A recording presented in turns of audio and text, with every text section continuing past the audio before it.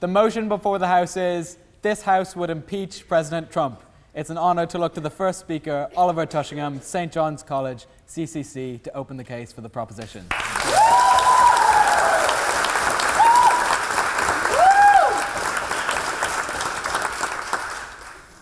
Thank you very much, and thank you for the opportunity to speak in this historic debate. Set against the background of the House impeachment hearings, this debate could scarcely come at a more topical time. It's funny to think that, just a few months ago, when we were deciding the motions for this term, we were concerned that the impeachment debate might have kind of, run its course. Much has changed since then, though.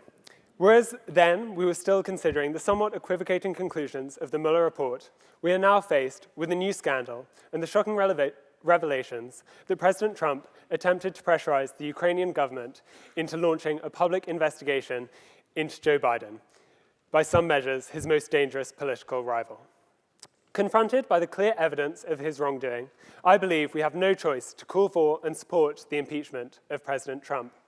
And I hope that you will stand with me by walking through the door marked I when you leave here tonight.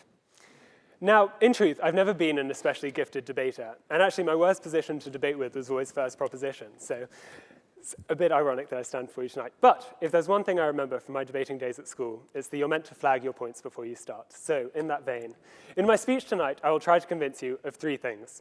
Firstly, that even with the investigation into Ukraine somewhat ongoing, from what we know so far, we already know enough to conclude that President Trump committed gross abuse of office for personal and political gain.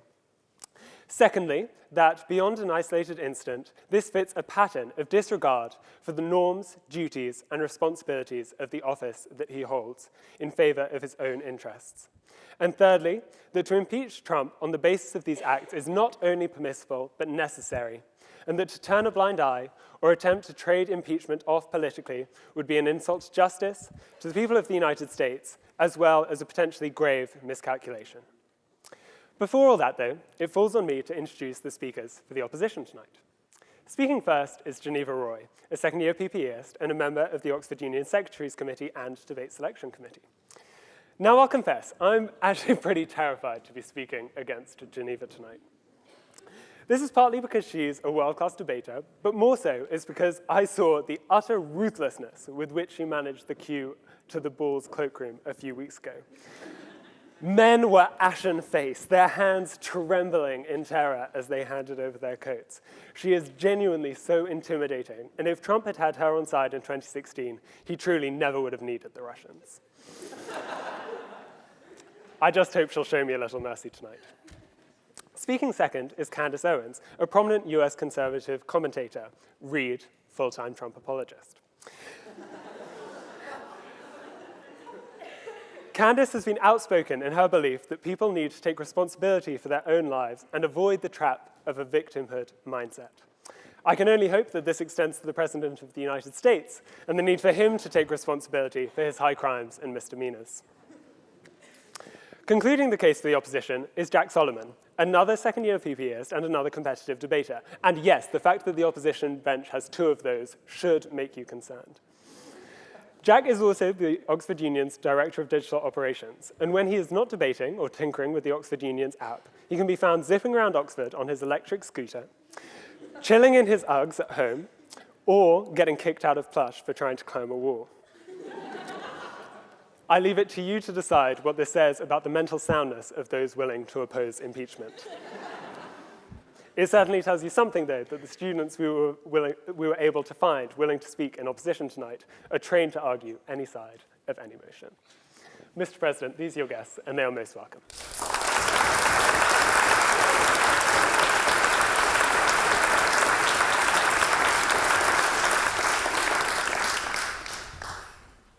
So on to my first, my most important, and I hope my most compelling point. President Trump is really, really guilty. Earlier this year, President Trump requested that Ukraine cooperate with his personal lawyer and the Justice Department in launching an investigation into Joe Biden, a candidate for the 2020 Democratic presidential nomination. These are not baseless allegations on my part, nor are they, as some on the right have attempted to say, a hoax or mere hearsay. Rather, they are facts which, much to President Trump and perhaps Ms. Owens' chagrin, do still exist, borne out by extensive evidence. Evidence including the testimony of Gordon Sondland, the Trump-appointed ambassador to the European Union, who recalled an explicit quid pro quo and recalled having been the one to personally make the connection. Evidence including the deposition of top-level State Department officials in Ukraine, including William Taylor and George Kent. And evidence including the transcript released by President Trump's own office of a call between himself and the Ukrainian president in which he has recorded as saying, "I would like you to do us a favor. Whatever you can do, it is important that you do it." The actions this evidence reveals are scandalous and they're unacceptable. Because let's be clear, President Trump requested that a foreign government gather information on and make statements condemning a domestic political opponent. He did so by leveraging his power as president, offering a quid pro quo for almost $400 million in withheld US military assistance and the opportunity of an official state visit. In order to execute this plan, he dismantled the existing structures of the State Department, replacing it with a system that enmeshed his personal lawyer, Rudy Giuliani, in the bilateral relations with a foreign power. And he didn't do this with just any foreign government. He did it with Ukraine, a key strategic country for the United States and the West more generally, in providing a check against Putin's neo-imperialist ambitions and for the expansion of democracy and the rule of law internationally. His actions, therefore, were not only corrupt, selfish, and unpatriotic, and even perhaps treasonous. They were reckless, risking undermining the broader strategic goals at play in Ukraine, all for his own political advantage. It is a paradigmatic instance of abuse of office, and if it does not meet your definition of high crimes and misdemeanors, I'm really not sure what will. My second point, then, is not one that's essential to my overall argument that President Trump deserves to be impeached, because obviously the fact that even if this was an isolated incident, one instance of such behavior is clearly far, far too many. Yet, I believe it is of value to note that the behavior President Trump exhibited in his dealings with Ukraine are not isolated. They fit a much broader pattern that for Trump, the presidency is and has only ever been about himself, rather than the people he is meant to serve.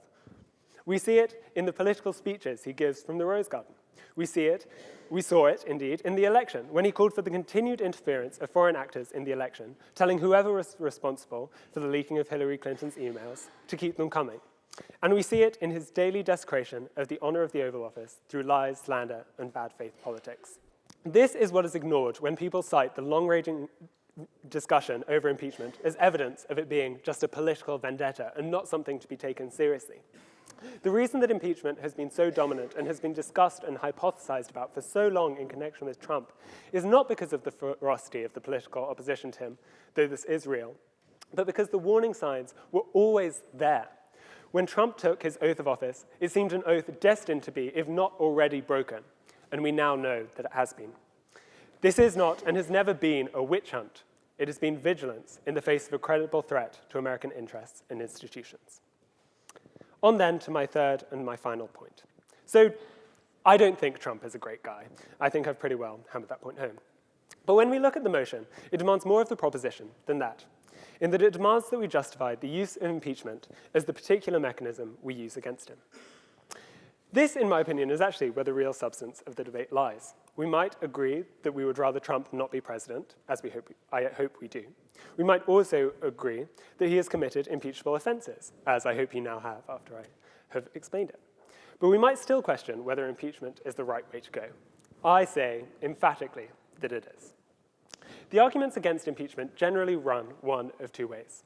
On the one hand is the Republicans' version, which says that impeachment is an illegitimate political attack, launched by a remote partisan elite determined to stymie the popular will by unseating a duly elected president.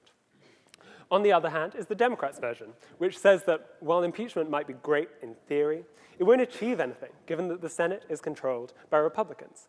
Pursuing impeachment, therefore, would pointlessly risk alienating moderates and feeding the narrative that Democrats hate Trump more than they care about people. Now, the first of these can, in my opinion, be easily dismissed. Yes, President Trump enjoys a mandate, but it is impossible to mandate that a president attack your institutions, use them only for himself and his political gain, rather than for the tools that they are intended for. Being in a position of authority in political office is an act of trust, and he has violated that trust. Moreover, the argument that tries to say that impeachment would be to go against this mandate misunderstands the fundamental character of American democracy. It is not one based on the unchecked power of the masses, but rather a careful balance of institutions and counter-majoritarian mechanisms which allow that to be kept in check. Impeachment is the most powerful and the most clear of these, and it is valuable for exactly that reason. The second argument, however, is perhaps slightly more complicated. This not least because the political consequences of a polarizing impeachment process are genuinely just unclear. One story is that moderates and 2016 Trump voters, who will be pivotal in the 2020 presidential election, might feel alienated from the Democrats if they pursue impeachment. The idea would be that they would feel that the Democrats don't represent them, that they're only in it for themselves, and that therefore they can't vote for them in 2020. That's one story. But there are other stories that we can tell, too. Not pursuing impeachment may demoralize the Democratic base, and this risks dampening grassroots campaigning, reducing campaign donations, and lowering turnout, all of which are factors that are just as important to a Democratic victory in 2020. Moreover, there are simply just unknowns, such as how well Democrats might be able to persuade the American people to see impeachment as they do, or how they might be able to use it to gain ground on rule of law or foreign security issues. When hypothesizing about this, I think it's probably best if I defer to the person speaking after me, James Carville, a very experienced political strategist. But I hope that what I've said is enough to make clear that the political consequences are, at the very least, more complicated than might be imagined by those who are alarmist or feel that impeachment is just a political liability. Moreover, though, and more importantly, I think that these political consequences are just somewhat unknown, and I won't pretend to know them now. What I do believe, however, is that aside from this political wargaming or attempts to look into a political crystal ball, there's something more fundamental at stake when we consider impeachment.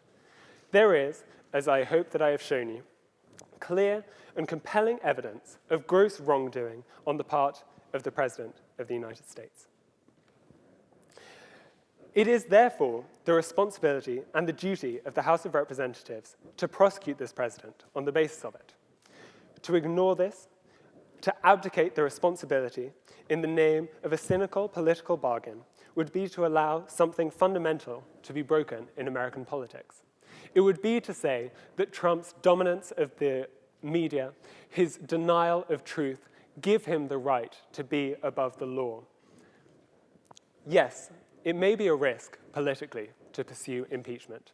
However, it is a risk worth taking in the name of the justice that this impeachment represents and in the muscular use of the institutions that people are given. It is indeed the same principle as to why we should be so shocked by President Trump's actions in the first place. Because to ignore the duty to impeach would be to misuse and abuse the trust that is placed in the representatives given this power of impeachment. Politics is not a game. And yes, I do get the irony of saying that here in the Oxford Union. But it isn't, and it deserves to be taken seriously. And those who are afforded the privilege of political office need to take it seriously. President Trump has not. I hope that his colleagues in Congress shall do so. Thank you very much.